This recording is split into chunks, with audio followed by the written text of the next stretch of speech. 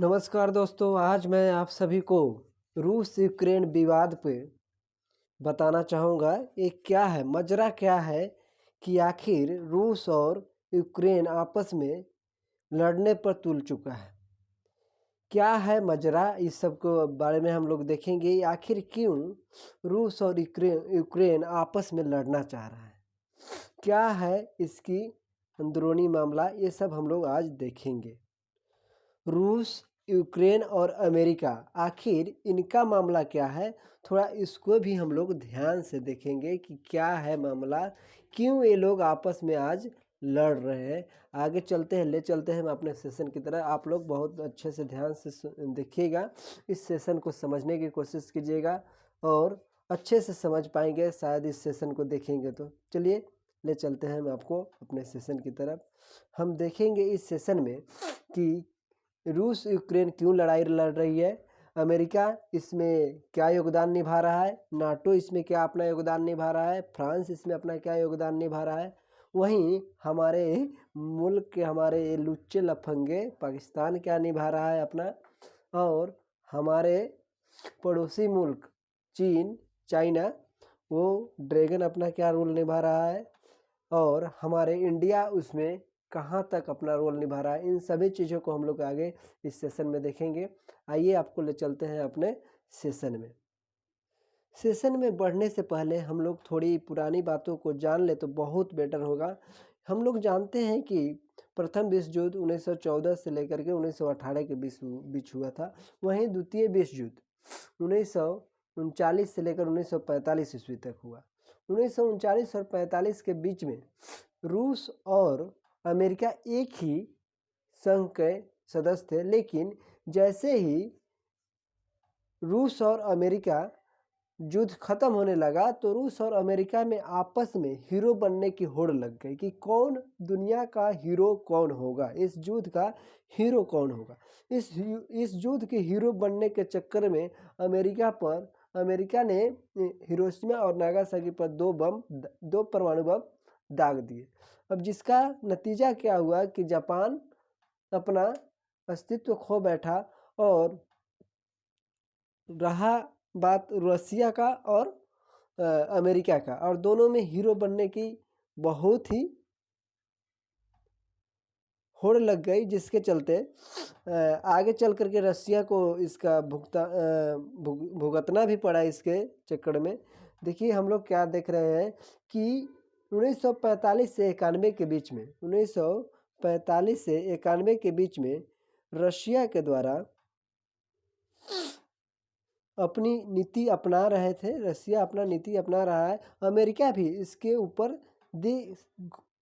नज़र रख रही थी कि क्या होने वाली है। ठीक उसी तरह अब किसी न किसी तरह अमेरिका को था कि रसिया को तोड़ा जाए और उसकी शक्ति पावर को कम किया जाए।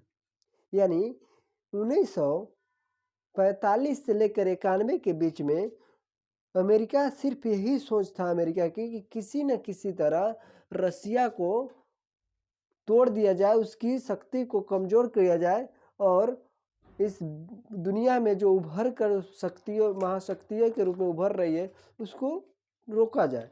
इसलिए अमेरिका के चाल ही था कि ये रसिया के जो पश्चिमी इलाका है, उन पश्चिमी इलाका को 15 देशों में तोड़ दिया। 15 देशों में से ही एक देश है जिसका नाम है यूक्रेन।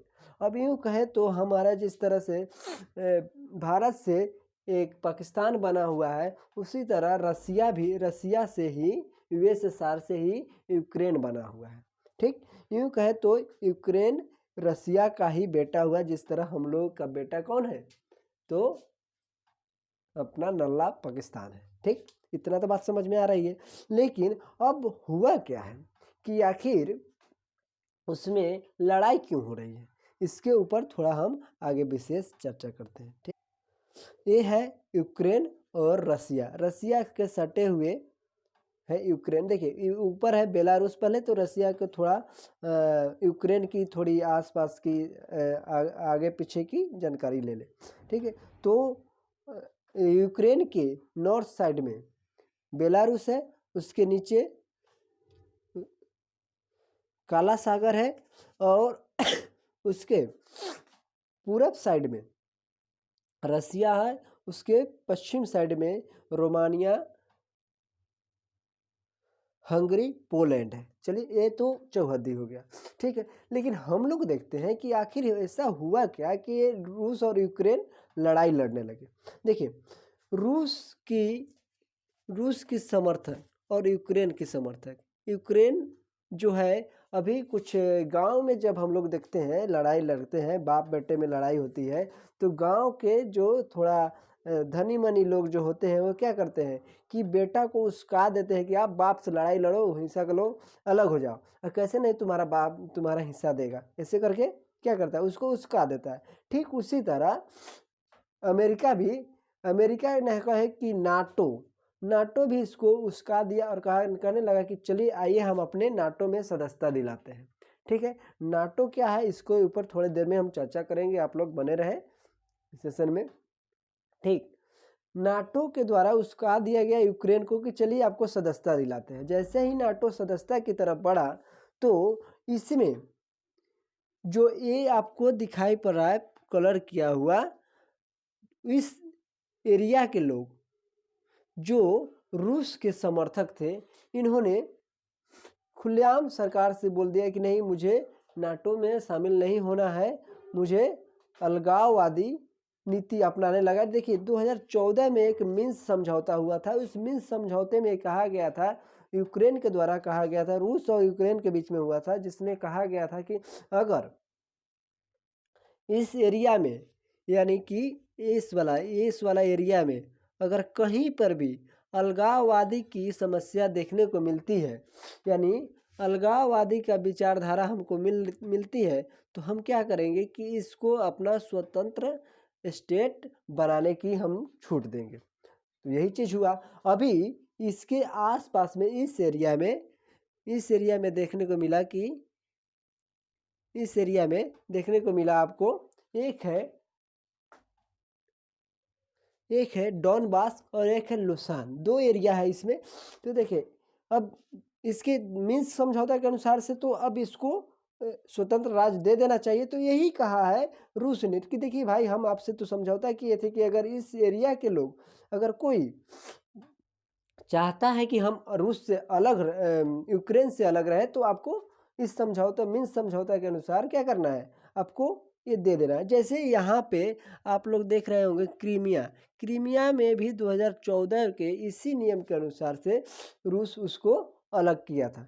ठीक उसी तरह जैसे हम लोगों ने 1971 में बांग्लादेश को किस तरह से पाकिस्तान से आज़ाद करवाया था। ठीक यही समझकर क्या कर रहा है रूस, अपना इस नीति को आगे बढ़ा रहा है। ठीक, और यूक्रेन का कहना है कि नहीं, हम नाटो का सदस्य बनेंगे, जबकि रसिया का कहना है कि नहीं, तुम्हें नाटो का सदस्य नहीं बनना है। देखिए होता क्या है कि घर का कोई भी मेंबर हो, चाहे वो हमसे अलग ही क्यों ना हो, लेकिन वो हमारे हिसाब से चले, यानी कि हम जैसे हैं उसी हिसाब से चले तो बेटर होगा। इसलिए रसिया का मानना है कि ना वो किसी मतलब कि अमेरिका या हमारे घर के पास आके हमारे दरवाजे पर आके बैठ जाए, ऐसा न हो, इसलिए ये सब रसिया के द्वारा ये सब किया जा रहा है। ठीक, आगे देखते हैं। ये है यूक्रेन को नीचे देखते हैं, एजोव सागर है, इसके पोलैंड, ये सब जो है इसके आसपास में नाटो सदस्य है। ठीक, देखिए ये वाला है लुसान शहर और डॉनबास। अभी 2 दिन पहले, अभी कल परसों में रूस ने इस पर आक्रमण किया और इस क्षेत्र के जितने भी नागरिक थे वो रशियन सेना को समर्थन भी किया, और तब जाकर के क्या हुआ कि इन दोनों जगह को रूस ने स्वतंत्र घोषित कर दिया है, स्वतंत्र राज्य घोषित कर दिया है। और इससे यूक्रेन के प्रेसिडेंट को और गुस्सा आ रहा है, और वो अब दौड़े चले गए कि यहाँ पे अमेरिका के शरण में। लेकिन अमेरिका भी वो किसी का नहीं होता है, आज तक न हुआ है न किसी का होगा। एक और चीज हम आपको समझा देते हैं, आखिर इतनी शांति से तो चल रही थी, तो आखिर युद्ध लड़ाने की क्या जरूरत है अमेरिका के। अरे भैया, अगर युद्ध नहीं लड़ेंगे तो उसकी माल बिकेगा कैसे? वो ठहरा व्यापारी, अगर उसका युद्ध नहीं होगा तो माल बिकेगा कैसे? माल कहने का मतलब कि हथियार बिकेगा कैसे? इसलिए अपने हथियार बेचने के लिए आपस में ही झगड़े लड़ा रहे हैं। हम लोग भी इस युद्ध से बहुत कुछ सीखने को मिल सकता है। अगर हमारे घर के आसपास में, यानी हमारे घर में भी कोई अगर दूसरा तीसरा आदमी कह करके लड़ा रहा है तो हमें अपनी बुद्धि से काम लेना पड़ेगा, वरना यही हालत होगी जो आज यूक्रेन का हो रहा है, जो हल्का सा दूसरे के झांसे में आया और लगभग अब यूक्रेन को पूरा हथिया लेगा रशिया। देखिए, अभी हम आपको बता रहे थे कि 2 ही जगह पर उसको ज़रूरत है, लेकिन आज देखें तो अब रशिया चारों तरफ से घेर चुका है यूक्रेन को। अब यहाँ इसकी राजधानी कीव में भी वहाँ पहुँच चुका है और अब सबसे पहले इसने जा करके एयरबेस पर ही हमला कर रहा है, क्योंकि जहाँ एयर, देखिए सिंपल सी चीज़ है, एयरबेस नहीं रहेगी ना ये दोबारा हमको जवाब देगा, इसलिए रसिया सबसे पहले एयरबेस को ही ठिकाना निशाना बना रही है। ठीक, आगे चलते हैं। रशिया यूक्रेन संकट में रूस के सामने, देखिए चीन को क्या फ़ायदा होगा, रूस को क्या, अमेरिका को क्या फ़ायदा होगा, इस सब हम थोड़ा देखते हैं। ठीक, देखिए ये जो हम बता रहे थे डॉनबास और लुसाने जो जगह का जो स्वतंत्र राज्य घोषित किया था, ये वाला आपको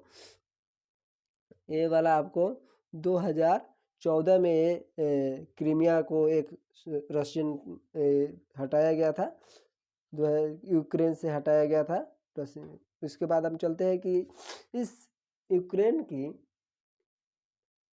लड़ाई में फ़ायदा किसको होने वाली है।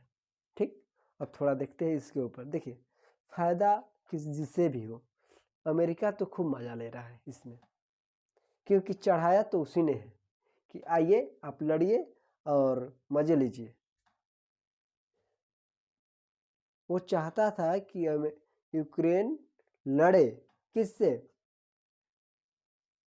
रूस से, ताकि उसको भी पता चल जाए। अगर देखिए, हम चाहते हैं कि हमारा दुश्मन का शक्ति पता चले तो हम बगल वाला से मारपीट करवा देंगे, हमको क्या जरूरी है, बगल वाला से मारपीट करो तुम लोग, अपने अपने लो हमारा हथियार खरीदो, मारो उसको, अपने हमारा हथियार भी बिकेगा, हमको फायदा भी होगा और उसका शक्ति का अंदाजा भी पता चल जाएगा। अपने खुद खुलेआम आमने सामने लड़ाई नहीं लड़ेंगे, दूसरे से लड़वाएंगे और हम अपना सामान बेचेंगे। बस सामान बेचने के चक्कर में ही लड़ाई करवा रहा है अमेरिका। ठीक, आगे चलते हैं। देखिए, ये वाला हिस्सा है डॉनबास और क्रीमिया, रूस का जो आज चल रहा है, ये सब हिसाब से हम लोग देखिए एक और चीज़ देखिए, आज कहाँ तक ये लोग पहुंच चुके हैं। पहले थोड़ी सी क्षेत्र को लेकर के बातचीत चली थी, लेकिन आज बहुत आगे बढ़ चुका है। देखिए, यूक्रेन और रसिया की बात करें तो सोल्जर में भी सबसे ज़्यादा सारे चीज़, हथियार, सोल्जर और जो जितने भी वेपन्स है, टैंकर्स है या जितने भी न्यूक्लियर्स है, ये सब के मामले में अभी तो रसिया का कोई पीछा करने वाला नहीं है। ठीक, लेकिन ये रहे आ गए ना, हम लोग नाटो के रूप में हम जानते हैं। नाटो का मतलब क्या है, ठीक है,